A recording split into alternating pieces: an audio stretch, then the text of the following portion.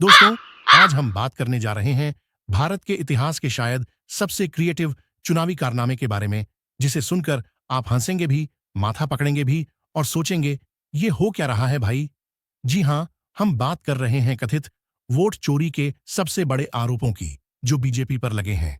चाहे ये सच हो या झूठ, लेकिन कहानी इतनी मजेदार और फिल्मी है कि अगर बॉलीवुड में बनी होती तो 1,000 करोड़ का कलेक्शन पक्का था। तो कहानी शुरू होती है चुनावी माहौल से। चारों तरफ बैनर, पोस्टर, रोड शो और बीच में एक मासूम वोटर सोच रहा है, बस भाई इस बार सही नेता चुनना है। लेकिन तभी चुनावी मैदान में एंट्री होती है चमत्कारी वोट गिनती मशीन की। हाँ, वही ईवीएम मशीन, जिसे लेकर विपक्ष का कहना है, भाई ये तो जादूगर निकली, जो भी वोट डालो कमल ही खिल जाए। अब ये आरोप है, सबूत है या महज सियासी तड़का, इस पर बहस अलग है। लेकिन मीम बनाने वालों को फ्री में कंटेंट मिल गया।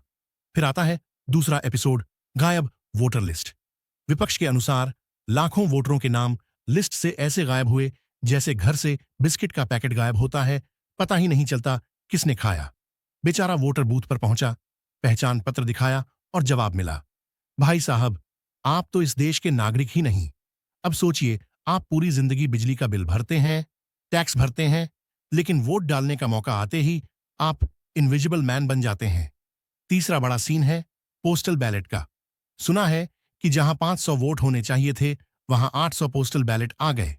मतलब भाई, ये तो वही बात हो गई जैसे शादी में 100 प्लेट का खाना मंगवाया, लेकिन खाने वाले 300 आ गए और सब पेट भर के गए। विपक्ष कहता है, ये जादू कैसे हुआ? और सरकार कहती है, अरे भाई, सिस्टम है, गड़बड़ी तो हो सकती है, लेकिन ये गड़बड़ी हमेशा एक ही दिशा में क्यों होती है? ये सवाल सबके दिमाग में है। अब सबसे मजेदार हिस्सा, चुनावी भाषण। भाई, ये तो अलग ही कॉमेडी शो होता है।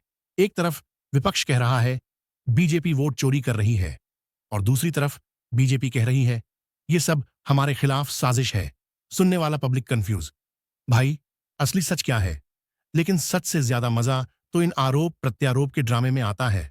और हां, सोशल मीडिया की तो बात ही मत करो। ट्विटर, इंस्टाग्राम, फेसबुक पर ऐसे ऐसे मीम बनते हैं कि हंसते हंसते पेट में दर्द हो जाए। कहीं ईवीएम को मैजिक बॉक्स बना दिया जाता है, कहीं वोटर लिस्ट को व्हाट्सएप ग्रुप की तरह एड रिमूव करते दिखाया जाता है। दोस्तों, आखिर में कहना यही है कि लोकतंत्र में चुनाव एक त्योहार है, लेकिन अगर त्योहार में ही मिलावट हो जाए तो मिठाई खाने का मजा चला जाता है। अब ये आरोप सच हैं या झूठ, ये तो जांच एजेंसियां और इतिहास तय करेगा।